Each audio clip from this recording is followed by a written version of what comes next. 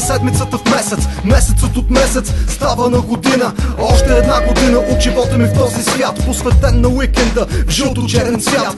Дай ми Божи глас, да викам, да крещя, да разкажа на младите за стари времена, да разкажа Боже за гордостта, за идеята в жълто-черна красота. Знаят ли Господи, че хилядолетия преди Христа е създаден града в днешни времена, наречен Пловдив, и векове след това е отцветен с жълто-черна красота. Красота, красота, вяра и борба, те крепят цял век поколения.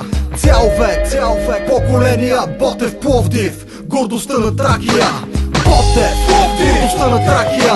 Ботев, гордостта на Тракия. Ботев, гордостта на Тракия. 100 години красота, вяра и борба.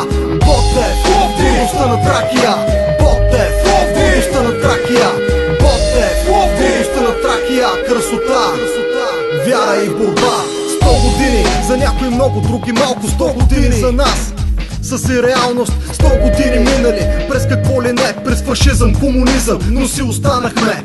Тих бял Дунав се вълнува в нашите сърца, тих бял Дунав пеят и нашите деца, защото и ние сме го пяли, и прадедите ни знамена са вяли. 1912 в пик от вечността е създадена една кауза за нас, религия, издържала диктати и системи, устояла на всякакви политически промени, минали от царство към фашизъм, войните две световни и после комунизъм. Един паднал в боя, друг в стремежа, е продължил идеята обратно на колежа. Ботев, гордостта на Тракия. Ботев, гордостта на Тракия. Ботев, гордостта на Тракия. 100 години красота, вяра и борба.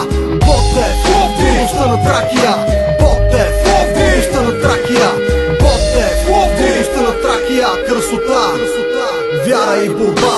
Деня се превръща в седмица, седмицата в месец, месецът от месец пак става на година. Още една година, тече ли си тече, жив е той, жив е, не века векове. Жив ще бъде, както жив е бил в сълзите, жив ще е, както жив бил е и в мечтите. Сбъднати и несбъднати, във времената той винаги с вдигнатата сабя в сърцата. Ботев, гордостта на Тракия.